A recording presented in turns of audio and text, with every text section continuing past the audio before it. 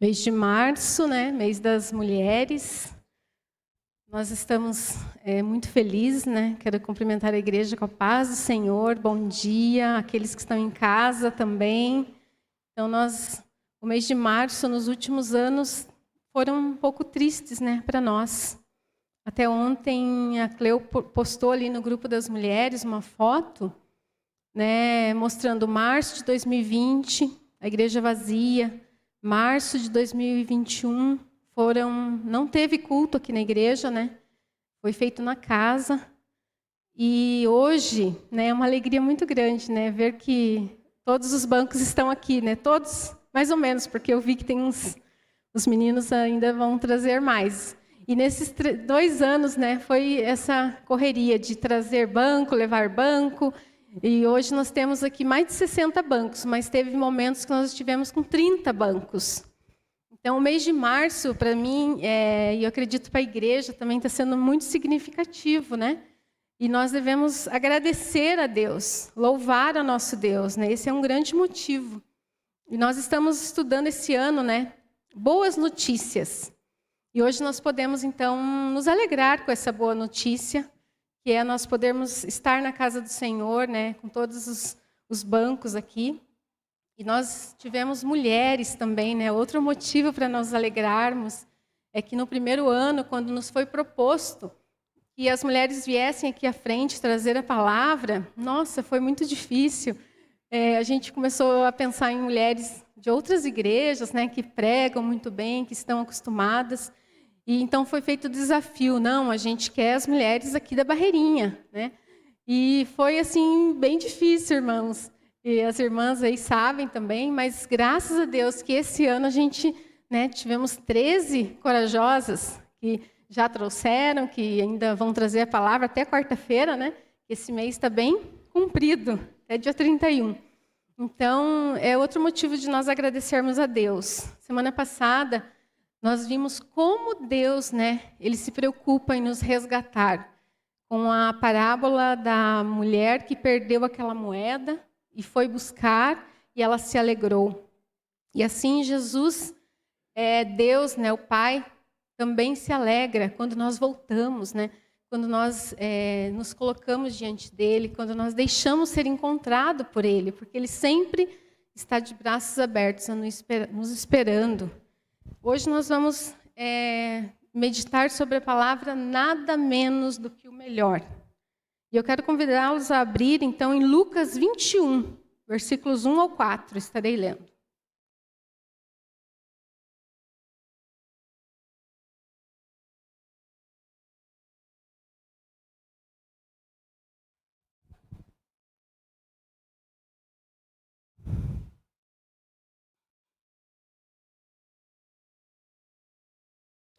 Diz assim a palavra do Senhor, em nome de Jesus. Jesus olhou e viu os ricos colocando suas contribuições nas caixas de ofertas. Viu também uma viúva pobre colocar 2 moedinhas, pequenas moedinhas de cobre, e disse: afirmo que esta viúva pobre colocou mais do que todos os outros. Todos esses deram do que lhe sobrava, mas ela, de sua pobreza, deu tudo o que possuía para viver. Amém? Então, esses 4 versículos, né? Esses 4 versículos não é uma parábola, é algo que realmente aconteceu, né? A gente vê que Jesus estava ali naquele local, era um pátio com colunas em volta, e existiam, então, essas caixas, aqui essa tradução diz caixas, né? Onde as pessoas colocavam as ofertas como se fosse um gasofilácio. Ele era um funil, então era grande em cima e mais afunilado, e embaixo tinha a caixa. E nesse pátio tinham 13 desses gasofilácios. Então as pessoas iam ali, era como se fosse também uma praça, né? As pessoas ficavam ali conversando. Jesus discorreu, ensinou muito nesse local também, porque era um local aberto, inclusive chamava-se o Pátio das Mulheres, porque tinha local ali no templo que as mulheres não podiam, né, entrar, mas esse pátio sim. Então, ali era um local onde as pessoas conversavam, se reuniam, vinham, davam discursos, como Jesus que ensinava ali, né? E as pessoas vinham, então, colocar as suas ofertas. E interessante que essa história, né, que Jesus presenciou, ele viu essa mulher colocando a sua oferta. E alguns versículos antes, né, a gente leu Lucas 21, porque depois foi dividido em capítulos, mas o contexto que Jesus estava ali naquele local era um contexto onde ele acabara de criticar algumas pessoas que queriam se mostrar, que queriam se aparecer. Eram homens, né, tipo escribas, os fariseus ali, escribas, que eram mestres da lei, né? E o versículo de Lucas 20, 45, né, diz que Jesus falou: cuidado com os mestres da lei, eles fazem questão de andar com roupas especiais e gostam muito de receber saudações nas praças e de ocupar os lugares mais importantes nas sinagogas e os lugares de honra. Eles devoram as casas das viúvas e, para disfarçar, fazem longas orações. Então, aqui Jesus tinha acabado de proferir esse discurso, né? Criticando ali. Ele estava falando dessas pessoas que estavam ali somente pela aparência, somente para receber olhares, para receber elogios, para receber assim, aprovação, né? E nós vemos que logo em seguida ele observou essa mulher. E naquele tempo, como a gente já tem visto, tem estudado, né, tem falado, as mulheres eram discriminadas, né? Elas tinham as mulheres eram inferiores, elas recebiam honra inferior aos homens, elas não tinham um papel relevante na sociedade, poucas podiam estudar, podiam ler, né? E quando se trata então de uma viúva, a situação fica muito pior ainda, né? Porque as viúvas elas dependiam praticamente de esmolas, de ofertas, né? Porque elas, como as mulheres, a maioria não trabalhavam, não tinham renda, quando ficava viúva, elas ficavam desamparadas. Então, realmente, uma viúva, ela era duplamente discriminada. Ela era como uma pessoa assim que vivia numa condição social muito difícil, né? Devido ali a todo esse contexto da época, onde as mulheres e as viúvas que eram discriminadas.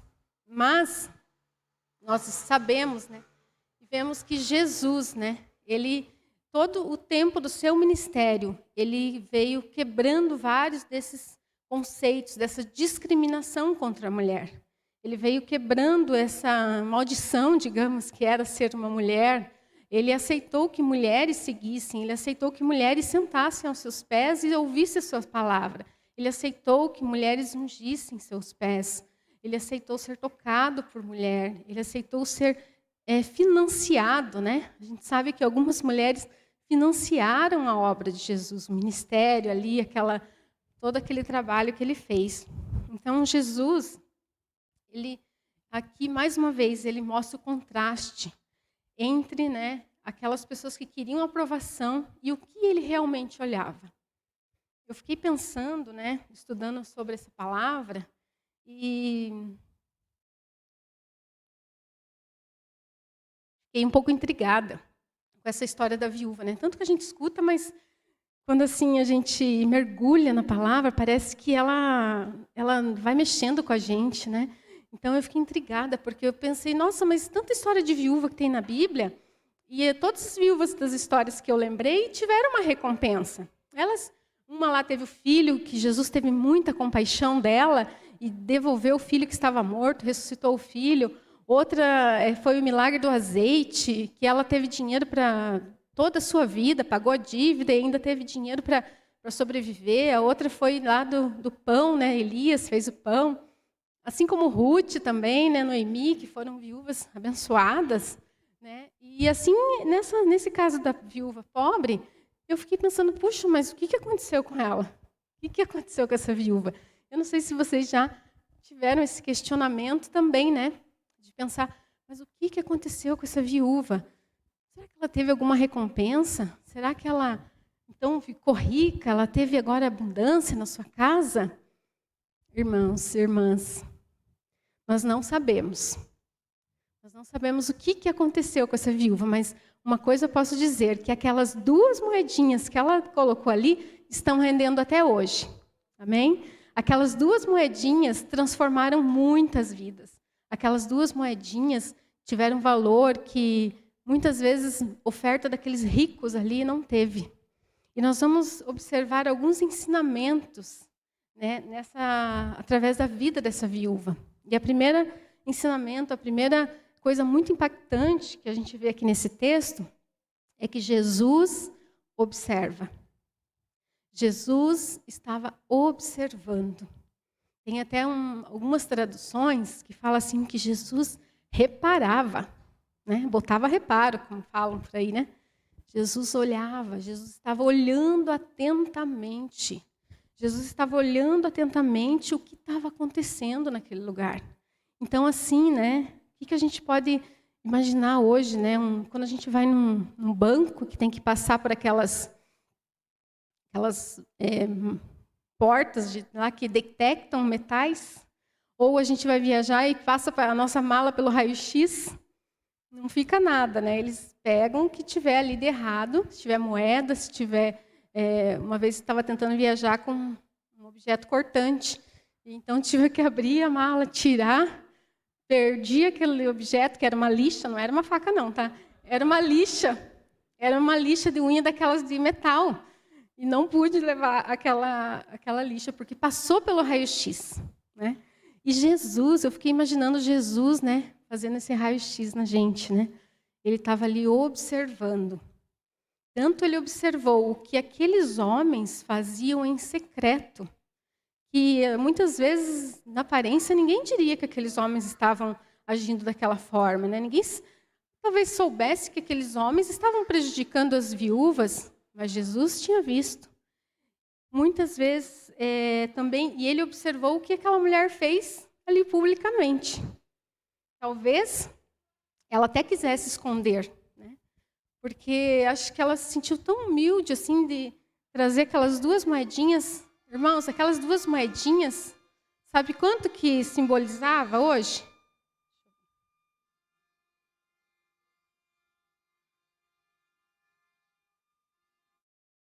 A vez para o trem, né?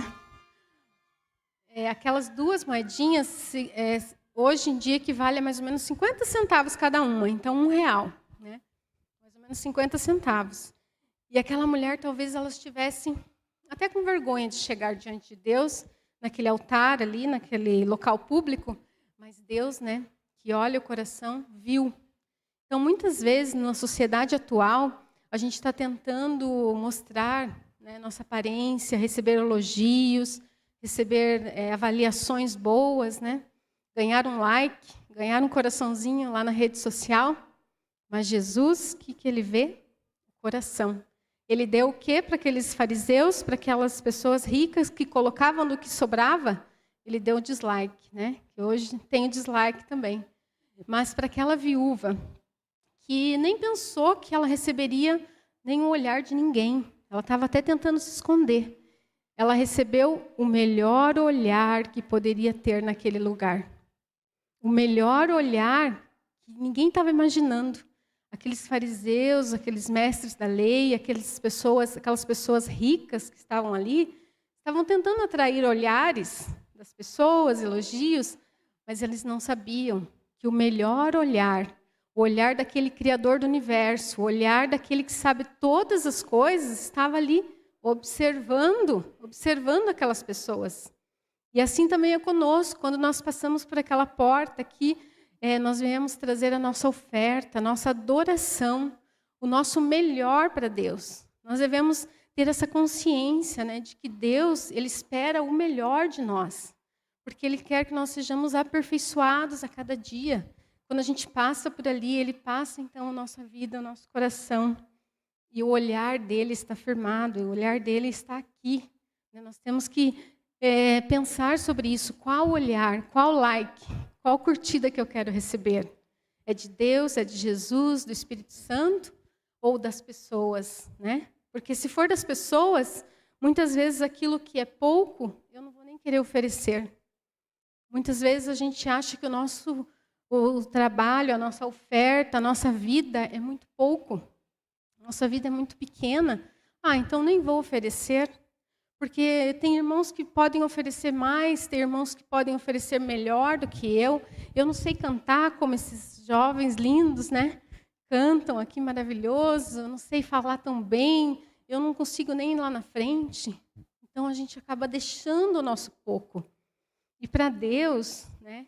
O que mais importa não é o quanto. Não é o quanto. Aqui a gente deixa ver bem claro que essa mulher, ela deu tão pouquinho, mas na matemática do céu, na economia do reino, é diferente da nossa, é invertida da nossa. A gente muitas vezes não entende como que Deus pode usar tão pouco para fazer muito, né? E a gente sabe que Deus é especialista nisso. Quantas histórias nós vimos que Deus escolheu pessoas simples, humildes, Deus escolheu aqueles 5 pães e 2 peixinhos para alimentar uma multidão, porque Ele viu como que aquele menino tinha entregue aquela oferta. Ele podia ter feito chover comida do céu ali, né, como lá no Maná, ele podia ter feito algum homem rico, um doador, trazer alimento ali para a multidão, mas não, Ele prefere usar o nosso pouco. Ele prefere usar aquilo que para nós às vezes é pouco, mas Ele vê o nosso coração. Ele vê a nossa devoção, Ele vê a nossa entrega, Ele vê a nossa gratidão. Porque quando nós entregamos, é porque nós já recebemos. Muitas vezes a gente ouve isso aqui no momento da oferta. Se você está entregando, é porque você já recebeu. Se você está aqui no sábado, é porque você já teve uma semana de bênçãos para estar aqui no sábado. Se você está entregando seus talentos, os seus dons, o seu tempo, é porque você foi muito abençoado por Deus. Então, quando a gente entrega a nossa vida, é porque a gente já recebeu. E é isso que Deus espera de nós. E a oferta não deve ser uma oferta de troca, né? Outra lição que nós aprendemos, aquela viúva deu aquelas 2 moedinhas e nós não sabemos o que ela recebeu.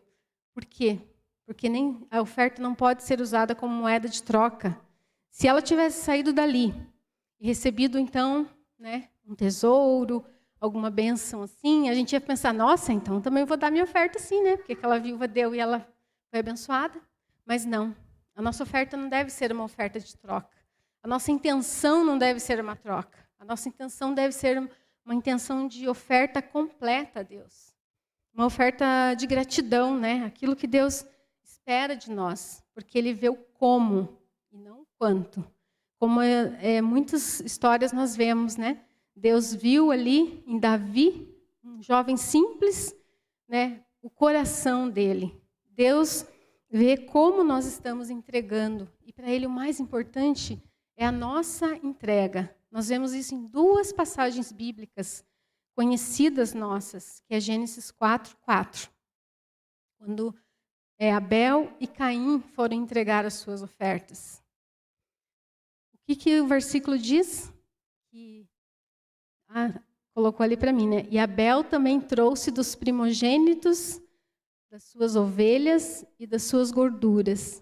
E atentou o Senhor para Abel e para as suas ofertas. Amém? Então tem tradução que diz, e agradou o Senhor de Abel e da sua oferta. Então primeiro Deus vê nós, Deus vê o ofertante, Deus vê a nossa vida, Deus vê como nós estamos chegando. E 2 Coríntios 8 também, versículos 4 e 5. É muito interessante porque os irmãos da Macedônia, ali os filipenses, né, aqueles irmãos que tinham tão pouquinho para ajudar, eles serviram de exemplo. Quando Paulo foi escrever a igreja de Corinto, eles serviram de exemplo. Vocês vão conseguir pôr ali para mim? Senão eu vou ler aqui na minha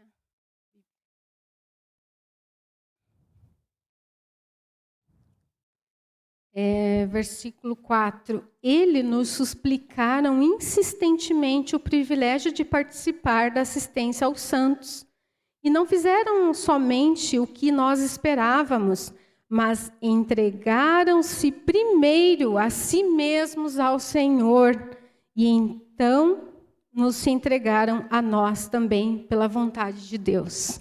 Então aqui nós vemos novamente falando desse conceito, né? Dessa matemática de Deus aqui, que não importa o quanto, mas que Ele quer o ofertante, Ele quer que nós nos entreguemos a Ele primeiro. E o terceiro ponto aqui, né, que muitas vezes também é intrigante nessa história, é assim, a mulher entregou tudo, né? E pelo que a gente vê, assim, conhece ali esse contexto, ela dependia de esmolas, ela dependia daquele alimento. Jesus mesmo fala, ela entregou de tudo que ela possuía. Nós devemos entregar também tudo? Nós devemos entregar tudo? Fazer um pix lá da minha conta, de todo o meu dinheiro, entregar minha casa, entregar meus bens aqui para a igreja. É isso? Vou contar uma história para vocês, que está num livro que eu venho estudando já há algum tempo, que se chama Economia do Reino. E esse livro, ele foi escrito por Mateus Ortega, um brasileiro aqui que já viveu no Haiti, na África, e por 5 anos ele estudou sobre a riqueza e a pobreza entre os cristãos. E ele estudou como os pais da igreja, como a história da igreja lidou e lida, né, com essa questão de riqueza e pobreza no reino de Deus. E ele encontrou, então, 4 caminhos para o cristão lidar com a riqueza e com a pobreza no mundo. Então, eu vou contar essa história. Não é uma história verídica, é uma parábola, né, que eu tirei, então, desse livro, adaptei. Existia um casal de idosos muito temente a Deus. E este casal de idosos já tinha saúde fragilizada. O esposo já não podia trabalhar e a mulher trabalhava, né, numa casa. E um dia, essa mulher trabalhava numa casa de uma mulher muito rica. E essa mulher muito rica faleceu. E ela recebeu uma fortuna inesperada. Então, essa senhora recebeu uma fortuna tão grande que ela nunca esperava na vida dela. E do dia para a noite, ela ficou rica. Mas eles eram cristãos, eles eram tementes a Deus. E eles oraram a Deus o que deveriam fazer com aquela fortuna. Qual seria a orientação de Deus para aquela fortuna? Porque até aqueles momentos eles viviam muito contentes, eles viviam no contentamento de viver com o pouco.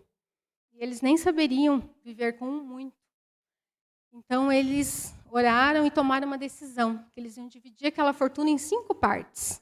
A primeira parte eles iam doar à igreja, depois eles iam doar a um orfanato, e as outras 3 partes eles dariam às suas 3 filhas. Eles tinham 3 filhas. A primeira filha era uma empresária. Ela tinha um negócio, trabalhava duro, vivia uma vida de muito trabalho e sustentava ali aquela empresa, aquele negócio. Também era temente a Deus. Quando essa filha recebeu então a notícia de que os pais dariam uma parte da fortuna, ela falou para eles: por que vocês não ficam com toda a fortuna para vocês? Eu trabalho, eu tenho minha empresa, eu nem preciso. Vocês podem ficar com essa fortuna, vão viajar, vão fazer as coisas, né? Aproveita para vocês 2. Mas os pais disseram: não, a gente já tem o suficiente, nós já aplicamos uma parte daquela fortuna que ficou conosco. Eu esqueci de falar essa parte. Eles ficaram com uma parte, eles aplicaram de forma que esses rendimentos poderiam suprir as suas necessidades, um plano de saúde, sua alimentação, sua casa ali. Então, os pais responderam: nós já temos o suficiente, nós já teremos essa renda mensal e não vamos ser um peso nem para você nem para suas irmãs. Então, aquela filha falou: tá bom, então eu vou aceitar essa oferta, essa herança, né, antecipada, digamos. E ela usou aquele dinheiro de forma a multiplicar a sua empresa. Ela trouxe mais funcionários, empregou mais gente. Essa filha foi generosa, ela e a família puderam aproveitar aquele dinheiro, viajaram bastante, mas eles eram muito generosos, eles ajudavam muitas causas. E todas as pessoas que precisavam deles, eles estavam dispostos a ajudar. E naquela empresa, então, eles ajudavam muitas famílias, porque eles puderam empregar mais gente, né, trazer mais pessoas para trabalhar. E assim eles viveram desfrutando, então, daquele dinheiro e abençoando as pessoas com a sua generosidade. A segunda filha era uma missionária. A missionária, ela falou para eles: por que vocês não doam tudo para o orfanato? Eu não preciso do dinheiro. Vamos doar tudo para o orfanato, a parte de vocês, a minha, de todo mundo. E daí os pais falaram: não, a gente já tem o suficiente. Falou a mesma coisa que falou para a primeira filha. E agora essa parte é tua, mas se você quiser doar para o orfanato, você fica à vontade. Você pode fazer o que você quiser com a sua parte. Então, essa filha, ela já tinha doado a sua vida para aquele orfanato. Tinha um orfanato pobre que ela trabalhava, essa missionária. E ela pegou aquele dinheiro e investiu tudo naquele orfanato. E aquele orfanato foi abençoado, porque ela já trabalhava lá, mas aí ela construiu um orfanato, porque ela queria ajudar aquelas crianças. Ela preferia viver na pobreza, com abnegação, entregando a sua vida, e entregou também toda a sua fortuna ali. E a terceira filha era uma professora engajada. Ela queria mudar o mundo. Ela queria transformar o mundo através da educação. Então, ela pediu para os pais. Falou a mesma coisa que falou as outras duas. Ah, pais, por que vocês não constroem uma escola? Porque com a educação a gente pode transformar o mundo. A gente pode fazer com que as pessoas tenham acesso à educação. Podia construir uma escola do lado do orfanato. O que vocês acham? E aí aqueles pobres ali, né, os órfãos, seriam pessoas que mudariam o mundo. Ela queria transformar o mundo. Mas os pais falaram a mesma coisa. Falou: você pode fazer a escola do lado do orfanato. E essa professora, então, ela se engajou, ela também trabalhou naquele orfanato.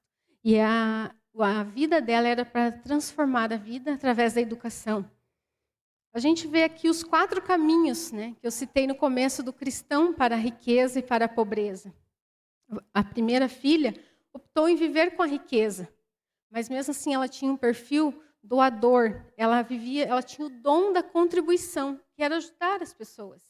Ela tinha o dinheiro e ela contribuía. E a Bíblia fala lá, quando fala dos dons, né, se o seu dom for contribuir, contribua com generosidade. Então essa filha, ela tinha esse dom da contribuição, ela era generosa. A segunda filha missionária, ela era abnegada, e o seu perfil abnegado buscava um caminho de dependência total, e o seu dom era servir. Então a Bíblia fala também: se o seu dom é servir, sirva com dedicação. A professora, que buscou o caminho da transformação, ela lutava por justiça e igualdade aqui no mundo também. E a Bíblia fala que se o seu dom é mostrar misericórdia, né? A justiça é mostrar misericórdia àqueles que precisam. Faça com alegria. E os pais que viviam com moderação, com mordomia, administraram ali aqueles recursos, eles tinham o dom da administração. E a Bíblia fala: se o seu dom é administrar, que o exerça com zelo. Então, aqui mostra os 4 caminhos, né, que a gente pode lidar com o nosso dinheiro. Quando a gente entrega, né, voltando à história da entregar tudo, a gente entrega uma parte do que nós temos, mas a nossa vida deve ser entregue. Não quer dizer que o que eu entreguei aqui, durante a semana eu vou fazer coisas alheias à vontade de Deus. Todos os dias, Deus espera que nós entreguemos o nosso melhor. Todos os dias, Ele espera que nós entreguemos o melhor para Ele, não a sobra. Não a sobra como fizeram aquelas pessoas ricas. A nossa oferta deve ser tudo. Tudo. Mesmo que nós não entreguemos aqui no templo, mas no nosso dia a dia, no nosso trabalho, no nosso tempo, a nossa saúde, a nossa disposição, nossa fidelidade a Deus deve ser 24 horas por dia. Porque Deus espera de nós nada menos do que o melhor. Ele espera tudo. Ele não espera só uma parte. Como diz aquela música, né? Não quero dar-te só uma parte dos meus dias, mas eu quero que o Senhor tome tudo. Assim como aquela viúva, ela entregou tudo. Jesus, né, o nosso centro, Ele espera que nós entreguemos tudo. A nossa dedicação no reino. A nossa dedicação não pode ser só aqui, né, no momento do culto, no momento do trabalho aqui na adoração no templo, deve ser 24 horas, deve ser a nossa vida inteira de adoração. O nosso amor pela palavra, a nossa oração diária, a nossa comunhão com Deus deve ser constante. E esse é o tudo que Deus quer de nós. Esse é o tudo, seja na contribuição, seja na nossa entrega, seja na abnegação, seja na administração dos nossos recursos financeiros, porque muitas vezes nós entregamos uma parte ao Senhor e não administramos o nosso dinheiro corretamente. Então, tudo que nós formos fazer, nós devemos pensar, isso é do Senhor. O que fica na minha mão é do Senhor. O meu bem é do Senhor. A minha casa é do Senhor. O carro é do Senhor. A minha saúde, os meus dons e meus talentos é do Senhor. Então, nós devemos entregar diariamente, né, a nossa vida a Deus. E é isso que Ele espera de nós. E a nossa oferta, como eu falei ali do raio-x, né? Eu tive que tirar aquele objeto que não dava para passar. Jesus fala também algo que não dá para passar. Está em Mateus 5, 23 e 24. Jesus fala sobre o perdão. Jesus liga, né? Inclusive essa música da oração que Jesus nos ensinou, né? Perdoe quando eu perdoar. Jesus fala, se você estiver trazendo a sua oferta, seja ela monetária, seja ela através de serviço, seja através de adoração, mas você lembrar que tem alguma coisa contra alguém, ou alguém tem alguma coisa contra você, deixe essa oferta antes separada. Vá se acertar com essa pessoa e depois entregue. Isso é muito sério, né? Muitas vezes nós negligenciamos essa parte, mas não deixe isso acontecer na sua vida. Se você tem alguma coisa, Deus quer você por completo. Deus quer você por completo. Ele quer passar o raio-x e estar assim, ó, pode passar essa, né? Não deixe pequenas mágoas, tristezas, rancores, coisas que muitas vezes nós não resolvemos. É atrapalhar essa entrega. Jesus quer que a nossa vida seja uma oferta em sacrifício vivo. E por que nós devemos entregar tudo? Quem se entregou por nós não foi pela metade. Jesus entregou a sua vida por nós. Jesus, ele entregou o seu sangue, né? Deus mandou o seu filho. A coisa mais preciosa que ele tinha. E nós hoje somos convidados também a entregar nada menos do que o melhor. Nós entregar a nossa vida. A nossa vida que é preciosa demais para Deus. Por mais que você ache que vale pouco, por mais que você ache que você é pequeno, não pense assim. Você é tão precioso, tão valiosa para Deus que Ele deu seu Filho por você. E nós vamos cantar esse louvor, que eu agradeço até o Shairo, né? Porque é um louvor antigo, que fala, né? Tudo que sou, tudo que tenho, estão diante de Ti, Senhor. Esse louvor marcou muito a minha vida, porque eu sempre cantei ele assim, com muita devoção. E eu queria convidar os irmãos a ficar em pé. E também queria falar para você, se você hoje quer fazer essa entrega completa, se você quer que Jesus te olhe, que os olhos de Jesus encontrem o teu coração, vamos orar esta canção. Eu quero convidar você a vir aqui na frente. Vamos orar aqui na frente. Vamos juntos demonstrar que nós queremos entregar tudo para o Senhor. Nós queremos dar o nosso melhor para Ele, porque Ele é merecedor. Ele foi aquele que deu o seu sangue por nós. Enquanto nós estivermos cantando, eu quero pedir então que nesse pequeno gesto, quem já entregou a sua vida pode vir, quem nunca entregou também pode vir. Que hoje nós estamos novamente dizendo para Jesus, olhe, Senhor, para nós e aceita-nos como oferta. E aceita nada menos do que o melhor, que pode ser a nossa vida.